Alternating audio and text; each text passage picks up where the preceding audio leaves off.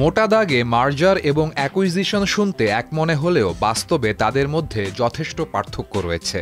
দুই বা ততোধিক সমধর্মী ও সমপরিধির ব্যবসায়িক প্রতিষ্ঠান যখন এক হয়ে নতুন নামে বাজারে আসে তখন তাকে মূলত মার্জার বা বাংলায় একত্রীকরণ বলে। পাশাপাশি এতে জড়িত প্রতিষ্ঠানের শেয়ারের মালিকানাও আলোচনার ভিত্তিতে নির্ধারিত হয়।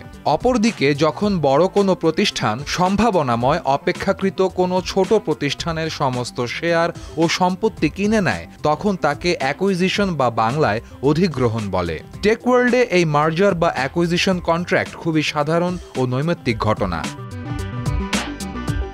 সাম্প্রতিক সময়ে যুক্তরাষ্ট্রের cable TV network charter communication ব্যক্তি মালিকানাধীন আরেক কেবল টিভি নেটওয়ার্ক কক্স কমিউনিকেশনের সাথে $34.5 বিলিয়ন একত্রীকরণের সিদ্ধান্ত নিয়েছে। এর ফলে দুটি বৃহত্তম মার্কিন কেবল এবং ব্রডব্যান্ড অপারেটর কোম্পানি একত্রিত হবে। কোম্পানিটির নাম হবে কক্স কমিউনিকেশনস, যেখানে স্পেকট্রামই হবে তার কনজিউমার ব্র্যান্ড। গুগলের প্যারেন্ট কোম্পানি অ্যালফাবেটের ইতিহাসের 200-এর বেশি অধিগ্রহণের মধ্যে সবচেয়ে দামি অধিগ্রহণ ছিল চলতি বছরের মার্চে ক্লাউড সিকিউরিটি স্টার্টআপ উইজকে $32 বিলিয়ন অধিগ্রহণ করা। এই অধিগ্রহণ 2026 সালে সম্পূর্ণ হবে।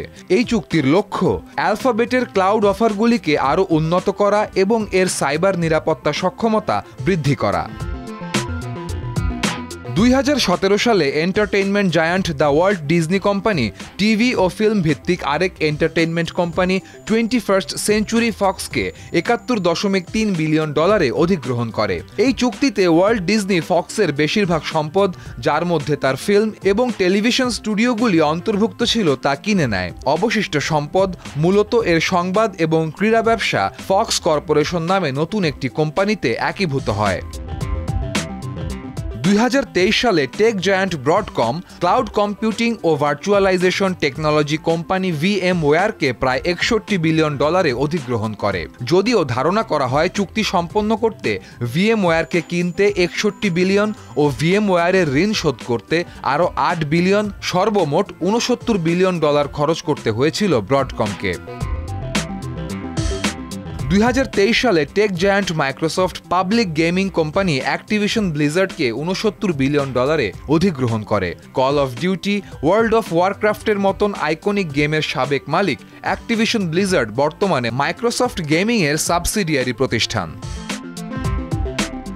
2016 সালে ডেল টেকনোলজিস কর্তৃক data storage and management solution provider EMC কর্পোরেশনের অধিগ্রহণের মূল্য ছিল $67 বিলিয়ন।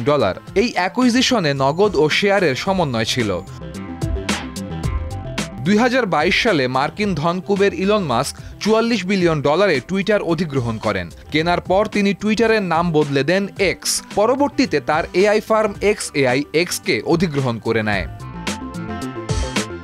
2016 সালে $37 বিলিয়ন বিশ্বের শীর্ষস্থানীয় অ্যানালগ, ডিজিটাল ও mixed signal semiconductor solution provider Avago Technologies tech giant ব্রডকমকে অধিগ্রহণ করে। এখনও পর্যন্ত সেমিকন্ডাক্টর ইন্ডাস্ট্রির সবচেয়ে দামি চুক্তি এটি। 2019 সালে International Business Machine IBM $34 billion open source enterprise software provider Red হ্যাটকে অধিগ্রহণ করে। এই অধিগ্রহণ IBM এর ক্লাউড কম্পিউটিং ব্যবসায়কে উল্লেখযোগ্য আকারে বৃদ্ধি করেছে এবং এটি এখনও পর্যন্ত সফটওয়্যার ইন্ডাস্ট্রির সবচেয়ে বড় অধিগ্রহণ।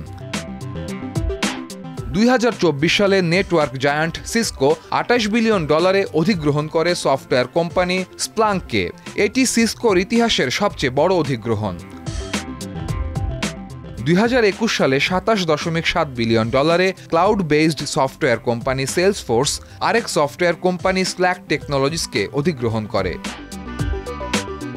2014 সালে Facebook $19 billion messaging app WhatsApp অধিগ্রহণ করে। যদিও তখন পর্যন্ত মেটা প্ল্যাটফর্মসের অস্তিত্ব ছিল না। বর্তমানে ফেসবুক থেকে শুরু করে হোয়াটসঅ্যাপ, মেসেঞ্জার, ইনস্টাগ্রাম ও থ্রেডস সহ আরও বেশ কিছু অ্যাপ্লিকেশনই এখন মেটা প্ল্যাটফর্মসের অধীনে।